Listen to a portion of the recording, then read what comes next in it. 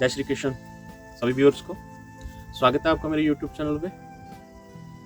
तो आज हम डिस्कस करेंगे कि प्रत्येक मनुष्य को अगर हम देखें तो वो सदा प्रसन्न नहीं रह पाता है। इसके पीछे क्या कारण है?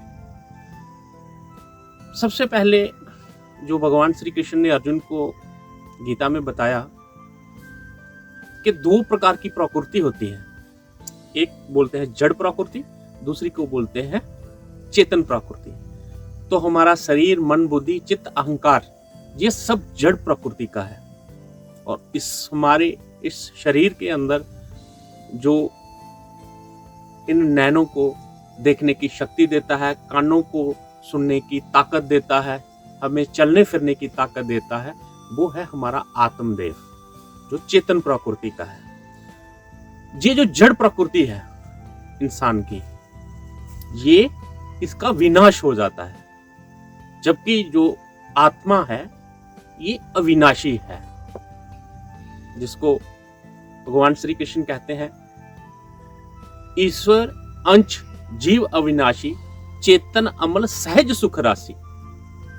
कि ये जो आत्मा है ये चेतन होने के कारण सहज में सुखी है, पर हम अपने को शरीर मान लेते हैं, नाशवान शरीर मान लेते हैं। इस मूल भूल के कारण ही सारे प्रकार के दुख और भय से हम ग्रसित हो जाते हैं। जो आत्मा है इसके विषय में गुरु नानक कहते हैं आद सत जुगाद सत नानक होसी भी सच।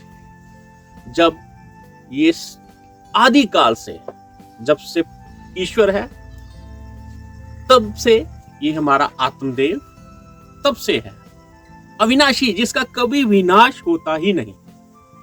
पर हमारी मूल में भूल ये हो जाती है कि हम उन चीजों से सुख प्राप्त करना चाहते हैं जिनका विनाश हो जाता है। हमारी जो वास्तविक प्रकृति है वो अविनाशी है। हम आत्मा हैं, मैं शरीर नहीं हूं। लोग ये भूल से कहते हैं कि मेरी आत्मा नहीं होती। सबसे पहले मैं आत्मा हूं और मेरा शरीर, मेरी इंद्रियां, मेरी मन, मेरा बुद्धि, तो मैं आत्मा हूं। मैं आत्मा हूं तो अविनाशी हूं, जिसका कभी विनाश नहीं होता। अगर अपने को शरीर मानूं तो उसका विनाश होता है, पर मैं आत्मा हूं, अविनाशी हूं और एक रस हूं, तीनों काल में एक रस हूं, इसका विनाश नहीं होता। और हम गलती ये करते हैं कि हर उस चीज को पकड़ने की कोशिश करते हैं जो विनाशी है। अविनाशी को, विनाशी चीजों से सुख कभी भी प्राप्त नहीं हो सकता। अगर हमें पूर्ण सुख चाहिए तो हमारी वास्तविक प्रकृति जो है वो अविनाशी है, तो हमें अविनाशी सुख चाहिए जो एक बार मिले तो दोबारा जाए नहीं। जैसे आप किसी वस्त्र के प्रति, आप किसी वस्त्र को चाहते हो और वो वस्त्र आपने खरीदा, पहना, तो जिस समय पहना उस समय थोड़ा सा सुख की अनुभूति हुई और कुछ देर के बाद देखो तो कुछ नहीं। किसी व्यंजन को आप खाना चाहते हो और जब उसका स्वाद ले रहे हो, कुछ देर उसका सुख हुआ और थोड़ी देर बाद उसका सुख गायब। हर वो चीज जो विनाश को प्राप्त होती है उससे हमें पूर्ण सुख नहीं मिल सकता। पूर्ण को पूर्ण सुख चाहिए। इसीलिए इंसान जो है वो हर तरह से नई से नई चीज को प्राप्त करता रहता है कि चलो इससे नहीं मिला तो उससे मिला। ये हमारी मूलभूत भूल है। अगर हमें सुख चाहिए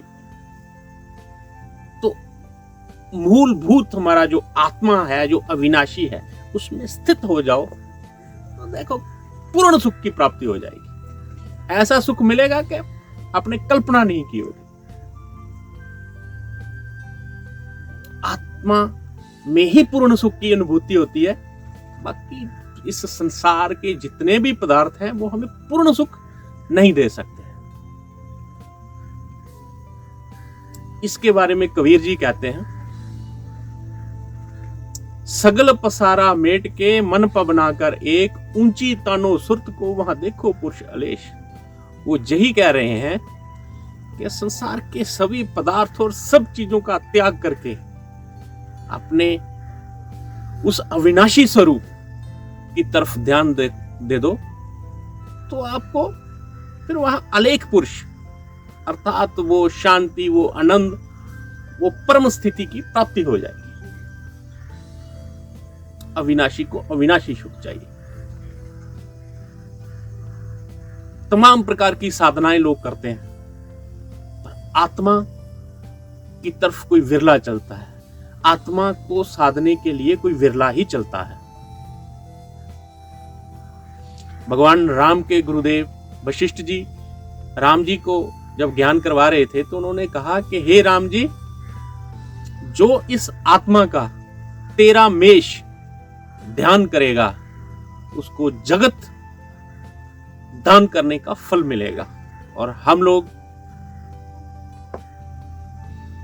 कभी काष्टी का मोह करते हैं, कभी पुण्य का मोह करते हैं, कोई गाय दान करते हैं, फिर ये दान वो दान।